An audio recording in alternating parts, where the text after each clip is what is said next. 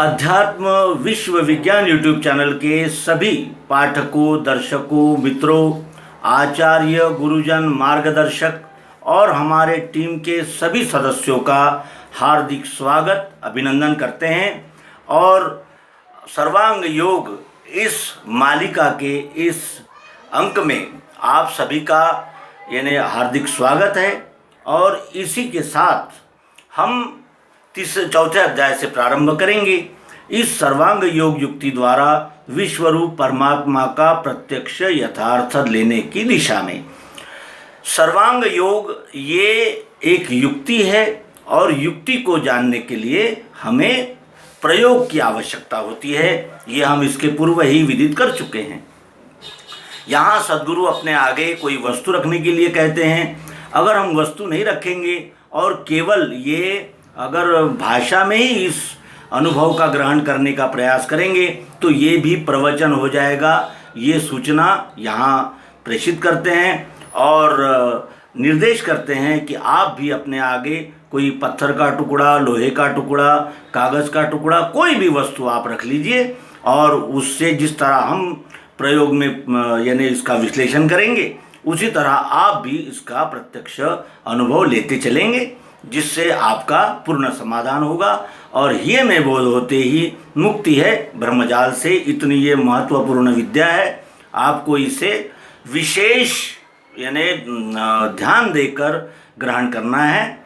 तो आइए अब आरंभ करें। अब ये ध्यान में बैठे संपूर्ण इस हेतु से आदि में अक्षर का भाव देखना निज बुद्धि से। भगवान श्री मायानंद जी चैतन्य जी ने तीसरे अध्याय में हमें कह दिया था कि स्वरूप वस्तु का देखो, देखा सो अक्षर जानना। इस अध्याय में हमें अक्षर का अनुभव सद्गुरु भगवान दे रहे हैं। इसे हमें इंद्रियों के द्वारा ग्रहण करना है। अब ये जो अक्षर है जो सतत रूपांतरण होने वाला है, जैसे ये वस्तु है इसका रूपांतरण होता है, तो आदि में अक्षर का भाव देखना किसके लिए? निज बुद्धि से देखना है, बोध के लिए। तो अपनी बुद्धि का इस्तेमाल करना है, दूसरे की बुद्धि का नहीं। आज तक हमने दूसरे की बुद्धि से शास्त्र, पुराण, श्रुतियाँ, स्मृतियाँ इनका अध्ययन किया और प्रवचन सुने। अब प्रवचन की बात नहीं रही, अब यहाँ निज बुद्धि से विचार करना है, निज बुद्धि से ही देखना है। और जब तक हम स्वयं पानी न पी ले तब तक हमारी प्यास नहीं जाएगी। पड़ोसी ने पानी पी लेने से हमारी प्यास नहीं बुझती, क्योंकि पानी पीना है हमें, क्योंकि प्यास हमें लगी है। हमारी प्यास बुझाने के लिए हमें स्वयं ही उस जल को ग्रहण करना पड़ता है। यानी पर उपदेश कुशल बहु तेरे, ये यानी युक्ति यहाँ यानी उपयोगी नहीं रहेगी। इसलिए भगवान जागृत कहते हैं कि आदि में अक्षर का भाव देखना निज बुद्धि से, अपनी बुद्धि और अपनी इंद्रियों से इसे ग्रहण करना है। अब इस अक्षर में 8 भाव दिखेंगे, 8 भाव दिखते हैं इसमें। और कैसे हैं वो? भिन्न प्रकार के, अलग अलग है। जैसे स्वाद का अनुभव लेना है और अगर कोई हमें शब्द का अनुभव दे दे तो हमारा समाधान नहीं होता। उसी तरह इसमें 8 भाव है और वो भिन्न प्रकार के हैं और ये रूपांतर पाते हैं चक्राकार सदैव ही। यह सतत रूपांतरण होता है, यानी जैसा ये अब है वैसा थोड़ी देर बाद नहीं रहेगा, क्योंकि इसमें सतत रूपांतरण, प्रत्येक वस्तु में सतत रूपांतरण यानी गति होती ही रहती है। ये सतत बदलता ही रहता है और इस तरह इसका रूपांतरण होता है। इसीलिए इसको विशेष जागरूकता से देखना है कि ये क्या है और किस तरह इसका रूपांतरण होता है। अब शुरुआत करते हैं आँखों से। कोई भी व्यक्ति हो वो जब भी किसी बात को, किसी विषय को जानने का प्रारंभ करता है तो वो आँखों से ही शुरुआत करता है। क्यों? क्योंकि आँखें जो है ये प्रत्यक्ष का सर्वप्रथम बोध कराने के लिए उपयुक्त ऐसा एकमेव साधन है।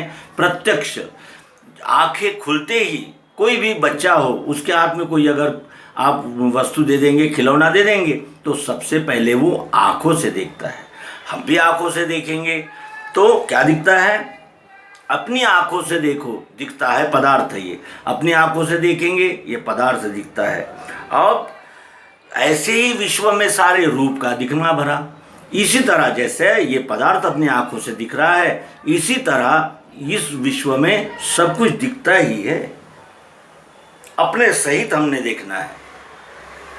अपने सहित जब हम देखते हैं तो इसी तरह जैसे ये वस्तु दिख रही है वैसा ही रूप चारों ओर दिख रहा है। कहीं की काला है, कहीं पीला है, कहीं नीला है, कहीं बड़ा है, कहीं छोटा है, लेकिन है रूप ही। और वो रूप कैसा है? तो सर्वव्यापी है, सर्वत्र है।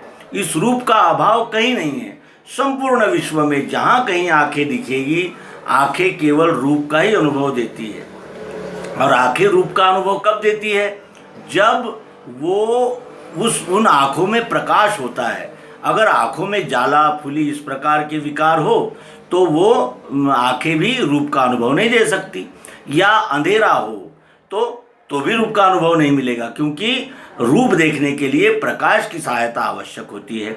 इसका अर्थ यह है कि आँखें जो है वो प्रकाश से बनी है, अग्नि से बनी है। अग्नि से बनी हुई आँखें और आँखों से आने वाला अनुभव यानी रूप। तो रूप यहाँ नहीं है, यही है, यहाँ भी है। तो सर्व ओर अपने सहित हम देखते हैं तो सर्व ओर हमें रूप का ही अनुभव आता है। इसके बाद इसे हाथ लगा देखो, आता है स्पर्श ध्यान में। इसे हाथ लगा देखो, इसे हाथ लगा देखो। जहाँ कहीं हम हाथ लगा के देखते हैं तो त्वचा से स्पर्श का अनुभव आता है। और ये स्पर्श भाव सर्वत्र विश्व में है भरा हुआ। जहाँ कहीं हम यानी इस त्वचा का उपयोग करेंगे वहाँ हमें इस यानी स्पर्श का ही अनुभव आता है। तो ये स्पर्श का अनुभव कब आता है त्वचा से? जब इस यानी त्वचा में वायु तत्व विद्यमान हो तो हमें स्पर्श का अनुभव आता है। जब हमें कोई पैरालिसिस जैसा रोग हो जाता है, व्याधि हो जाती है, तो हमें स्पर्श का अनुभव नहीं होता, इसलिए कि उसमें का वायु जो है वो जा चुका है। तो इसलिए वो सद्गुरु कहते हैं कि इसे हाथ लगा देखो, आता है स्पर्श ध्यान में। ये स्पर्श भाव सर्वत्र विश्व में है भरा हुआ। अपने सहित सब ओर देखना है और प्रयोग द्वारा देखना है स्पर्श करके। कहीं ठंडा है, कहीं गर्म है, कहीं मुलायम है, कहीं कड़ा है, लेकिन वो स्पर्श त्वचा से अनुभव में आता है और त्वचा वायु तत्व से बनी है। इसके बाद इसमें शब्द है स्थाई, इसमें आवाज़ है, स्थाई है, लेकिन कब समझ में आता है? बजा के कान से सुनो। बजा के यानी प्रयोग करो। प्रयोग करने से जो प्रकट होता है उसे प्रकृति कहते हैं। तो शब्द तो इसमें है, स्थाई है, लेकिन जब तक बजाएंगे नहीं अनुभव नहीं आएगा। तो अपने सहित सबको हम बजा के देखेंगे। चारों ओर जहाँ कहीं हम देखते हैं, जहाँ कहीं हम बजाएंगे वहाँ हमें शब्द का अनुभव आता है। तो स्पष्ट शब्द का अनुभव कब आता है? जब स्पेस हो। स्पेस हो तभी अनुभव आता है शब्द का। तो स्पेस क्या है? स्पेस आकाश को कहते हैं। स्पेस का अर्थ हम लोग स्काई यानी जानते हैं, लेकिन ऐसा यहाँ नहीं है। स्पेस का अर्थ है अवकाश यानी गैप। गैप अगर न हो तो शब्द का भी अनुभव नहीं आता है। और ये शब्द का अनुभव कान से आता है। कान आकाश तत्व से बने हैं और संपूर्ण विश्व में ये शब्द भाव विद्यमान है, स्थायी है। केवल प्रक्रिया करनी होगी तब अनुभव में आता है। उसके बाद जीभ से ये लगा देखो, आता है स्वाद रस ध्यान में आता है। आता है क्या? तो स्वाद, वस्तु में कुछ स्वाद है। वस्तु में स्वाद तो है ही, लेकिन जब हम प्रयोग करेंगे तब हमारे ध्यान में आता है। ये प्रयोग का महत्व है। प्रयोग से वस्तुएं स्पष्ट होती है, अनुभव में आती है उसमें के गुण। तो इस तरह यहाँ कहते हैं कि जीभ से लगा देखो, आता है यानी वस्तु में कुछ स्वाद है, स्वाद का अनुभव आता है। और ऐसे ही विश्व में सारे रस भाव भरा हुआ। यहाँ भी लगाएंगे तो रस मिलेगा, यहाँ भी मिलेगा। जहाँ कहीं हम जीभ लगाएंगे हमें रस का अनुभव आता है। तो रस का अनुभव कब आता है? जब जीवा में लार नामक तरल पदार्थ विद्यमान है तब। और लार क्या है? जल है। इसका अर्थ यह है कि जल से बनी हुई जीभ और जीभ से आने वाला रस या स्वाद, ये उसका अनुभव है। इस तरह हमें जल, जीभ और रस, ये त्रिपुटी में इस सत्य का अनुभव हुआ। उसके बाद हमारे पास नाक नाम का इंद्रिय है, जो ज्ञानेंद्रिय है, जो हमें गंध का परिचय करा देता है। यानी मीलों दूर अगर कोई जानवर मरा पड़ा सड़ रहा है तो हमें उसकी जागृति नाक देता है, कहता है कि दुर्गंध है। और कहीं अगर फूलों का बाग है तो वो नाक हमें अनुभव देता है कि कहीं सुगंध है, इधर बाग है जिससे खुशबू आ रही है, सुगंध आ रहा है। तो क्या है? नाक ने हमें सुगंध और दुर्गंध का अनुभव दिया। नाक ये पृथ्वी तत्व से बना हुआ इंद्रिय है और पृथ्वी से नाक बनी है और नाक से अनुभव में आता है गंध। इस तरह शब्द, स्पर्श, रूप, रस, गंध हमने अनुभव किए आँख, नाक, कान, त्वचा और जीभ, इनके द्वारा। इन पंचमहाभूतों से यानी पृथ्वी, जल, अग्नि, वायु, आकाश, इनके ही तन्मात्राएं शब्द, स्पर्श, रूप, रस, गंध है और इन्हीं से हमें यानी इन्हीं से हमें ये इंद्रियां मिली है और कार्य कर रही है। तो ये त्रिपुटी है, 3 भावों में पंचमहाभूत और पंचतत्व और पंचतत्व का अनुभव देने वाले पंच ज्ञानेंद्रिय। और ये गंध यही नहीं है, जहाँ कहीं हम नाक लगाएंगे अपने सहित, वस्तु के सहित संपूर्ण विश्व में हमें गंध का अनुभव आता है। तो इस तरह इन 5 तत्वों का हमने सूक्ष्म भेद लखा दिया। 5 तत्वों का शब्द, स्पर्श, रूप, रस, गंध, इन 5 तत्वों का जो सूक्ष्म भेद था, जो सर्व ओर है, वो हमें यहाँ प्रत्यक्ष अनुभव आया। और इसी में 5 का ब्यौरा पंचीकरण आ चुका। इसी में 5 का विस्तार है, जो पंचीकरण के नाम से प्रसिद्ध है। 5 से 25 बनते हैं।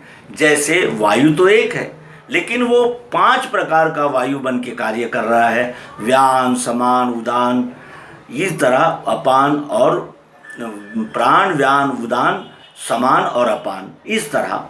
तो ये एक ही यानी जो तत्व है वो 5 प्रकार से ध्यान में आता है, जिसे पंचीकरण कहते हैं। और पंचीकरण के विषय में हम एक स्वतंत्र एपिसोड आपके समक्ष प्रस्तुत करेंगे। तो मित्रों, रचना शब्द की सारी 5 को बतला रही।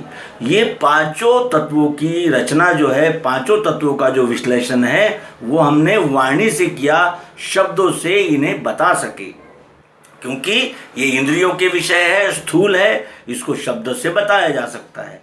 लेकिन इसके आगे गुण है, सत्वगुण, रजोगुण, तमोगुण, ये इसके आगे है, यानी इनके बाद उसका क्रम आता है। और वो कैसे हैं? सूक्ष्म रूप है, वो सूक्ष्म है। सूक्ष्म को देखने के लिए सूक्ष्म तत्व का, सूक्ष्म इंद्रिय का आधार लेना पड़ता है, आश्रय लेना पड़ता है। जैसे इंद्रियां जो है वो ठोस है, तो हम ठोस इंद्रियों से ठोस तत्वों का अनुभव ले सके। लेकिन गुण है उसके आगे, वे तीनों सूक्ष्म रूप है। तो सूक्ष्म का अनुभव लेने के लिए सूक्ष्म साधन के द्वारा जानना होगा। तो हमारे पास सूक्ष्म साधन क्या है? मन है। और वो पंच ज्ञानेंद्रियों से वो गुण नहीं दिख सकते, क्योंकि स्थूल से स्थूल दिखता है और सूक्ष्म से सूक्ष्म दिखता है। जब प्रयोगशालाओं में हमें किसी सूक्ष्म वस्तु का अनुभव लेना है या जानकारी लेना है, तो हमें वो माइक्रोस्कोप की आवश्यकता पड़ती है, सूक्ष्म दर्शक यंत्र की। क्यों? क्योंकि वो सूक्ष्म है। सूक्ष्म को देखने के लिए सूक्ष्म साधन का उपयोग करना पड़ता है। और इसलिए वो कहते हैं कि ये गुण 5 ज्ञानेंद्रियों से कभी नहीं दिख सकते, उसको मन नामक सूक्ष्म साधन से ही देखना होता है। और मन से वो क्या है? 3 गुण, सत्वगुण, रजोगुण, तमोगुण, और उनके स्वधर्म क्या है, इनकी जानकारी मन के द्वारा होती है। तो मित्रों, यहाँ हमने क्षर भाव में 3 गुणों का अनुभव लिया और 5 ज्ञानेंद्रियों से 5 तत्व का अनुभव लिया। इस तरह हमने ये पंचतत्व और 3 गुण, इनकी जो यानी एकत्रीकरण है, जिसे साम्यावस्था कहते हैं, क्षर कहते हैं, उसका हमने यहाँ अनुभव लिया। इसके बाद मन के द्वारा जो सूक्ष्म रूप से जाना जाता है 3 गुणों के विषय में, वो अगले अंक में हम प्रस्तुत करेंगे। हम देखेंगे सूक्ष्म इंद्रिय जो है मन, उससे इसमें व्याप्त वस्तु से लेकर अखंड विश्व में अपने सहित सब में व्याप्त 3 गुणों का अनुभव आने वाले अंक में हम देखेंगे। इसी तरह आपके सहयोग की प्राप्ति हमें होती रहेगी और हम सभी इस सर्वांग योग युक्ति से लाभान्वित होंगे। इसी शुभकामना शुभेच्छा के साथ नर्मदे हर सद्गुरु भगवान की जय।